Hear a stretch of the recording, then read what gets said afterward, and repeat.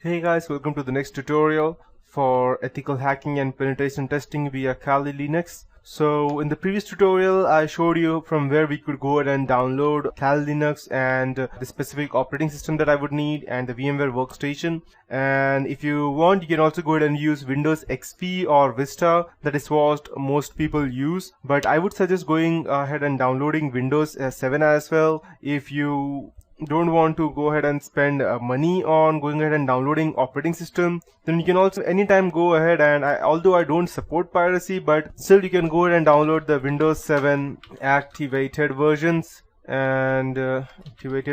on torrent, and you can go ahead and download them. You'll see a lot of these things, and I specifically state that I don't support piracy, but still, just in case, I too believe that all softwares should be free, so that's the reason I'm telling you that you can go ahead and download this. But this is just for your home purpose that I would be suggesting you to download. So once you have the Windows 7 version, and you might be wondering that why I am not asking you to go ahead and download the Windows 8. The reason being that Windows 8 and 8.1, though I am using it in my computer, it has hell lot of bugs, trust me guys. And if you go and download that, then leave hacking behind. You just have to go ahead and go ahead and configure your operating system, that's Windows 8 or 8.1, to go ahead and solve its bug. You will just be sitting to solve this bug rather than going ahead and learning them, because that's what Windows 8.1 will do. So unless you know what you're doing, Windows 8 I won't suggest that, because it has a lot of bugs in its updates. So you need to be very careful when you are going ahead and downloading the updates for that.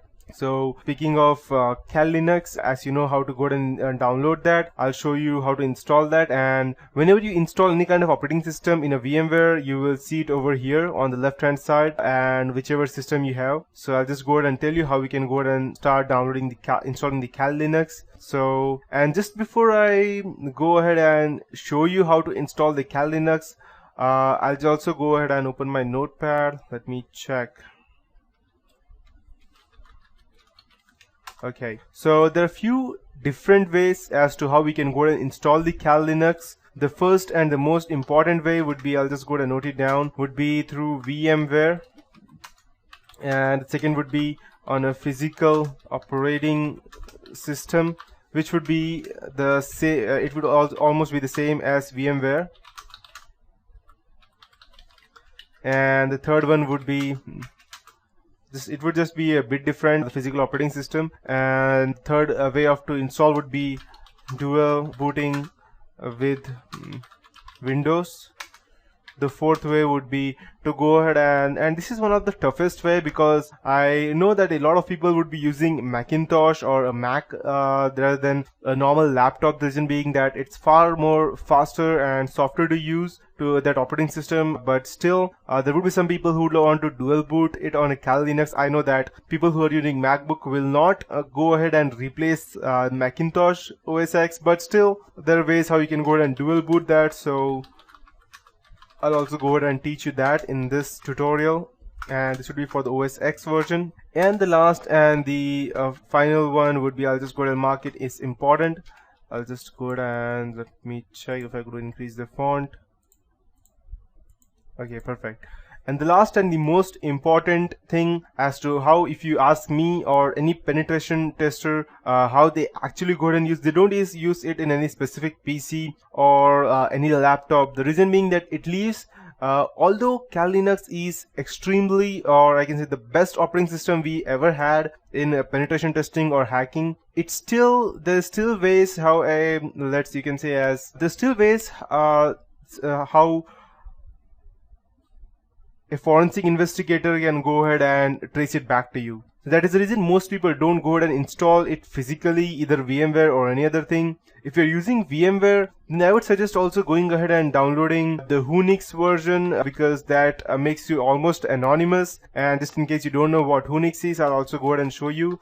It is an operating system which goes ahead and makes you anonymous when going ahead and, let's say, downloading something or browsing something, but still it depends upon how you go ahead and browse the internet, or someone can still trace it back to you if you're not smart enough.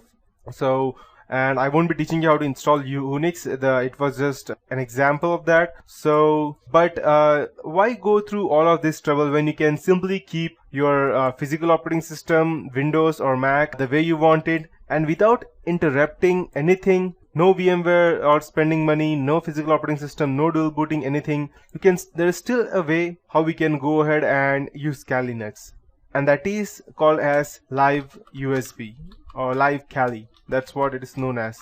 And inside that we have again two different methods. That would be normal installation, or the second one would be the persistent way. And I would suggest going through the persistent way. The reason being that I won't tell it to you right now, but when I would be going ahead and teaching it to you, I will show you.